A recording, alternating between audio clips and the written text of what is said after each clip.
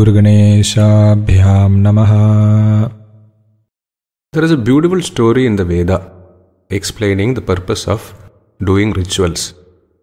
The ultimate aim of doing rituals is to gain knowledge. When you keep on doing rituals, questions will come up in your mind. Why am I putting this precious food in the fire? Where does it go from here? Why should I take only so many drops of ghee and offer in Agni? Why not more? Why not less? Why should I face east while doing this ritual? Such basic questions. As you go on acquiring the real answers for these kind of questions, your level rises.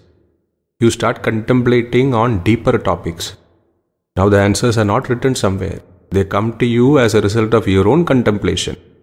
Sage Bharadwaja propitiated Devendra and was blessed with 3 Purnayus, 3 multiplied by 100 years. These 300 years he spent learning the Vedas, observing Brahmacharya, learning Veda as a tapas.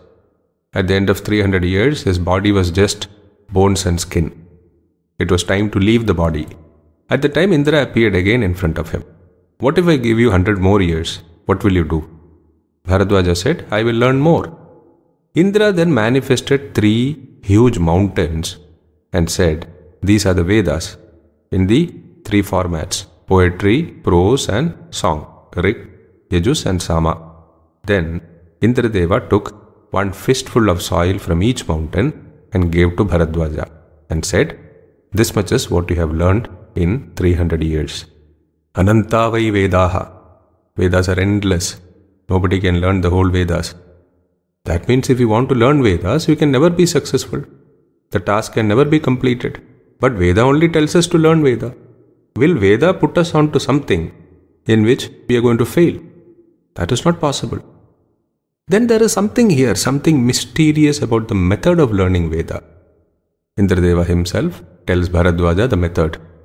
Ehi mam vidhi, ayam vai sarva vidyeti, tasmai haitamagnim savitram tam saviditva amruto bhutva Swargam Lokamiyaya Adityasya Sayujyamiti. Indra taught this Savitragni Vidya. It is not possible to learn all the Veda, the complete Veda. But the result of learning all the Vedas can be obtained by contemplating upon Savitragni. Knowing Savitragni through contemplation and manifesting Savitragni, whatever is the result of learning all the Vedas, it can be achieved. Not to mug up some description of Savitragni and reproduce it before an audience and get respect, recognition, admiration. Realize Savitragni internally through contemplation. We will briefly go through the concept of Savitragni. Brahman or Parabrahma has got 2 aspects or 2 parts, manifest and unmanifest. Manifest is mortal, it will disappear after some time. Unmanifest is immortal. Savitragni is spread across both these, fills both these, penetrates both these. Savitragni through karma such as yajna, tapa, dana gives worldly comforts, and through the same karma gives self-realization also. Savitragni is that single energy which has become the various energies such as heat, light, electricity, nuclear, wind in the manifested world. Savitragni is that energy which has condensed into gas, liquid, solid and the space occupied by them. Collectively they are called the Panchabhutas.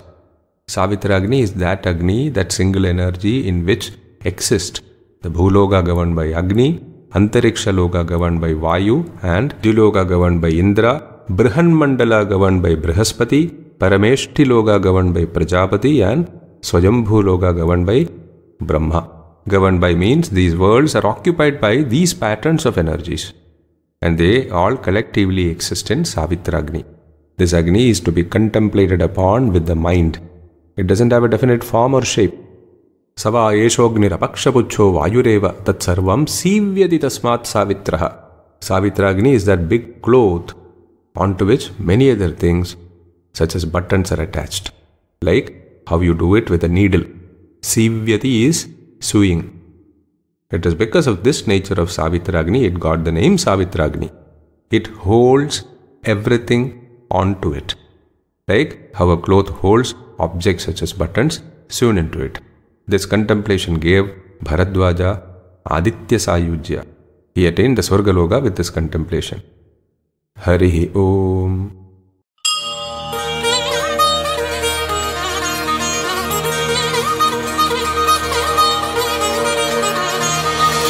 यज्ञो हि श्रेष्ठतमं कर्म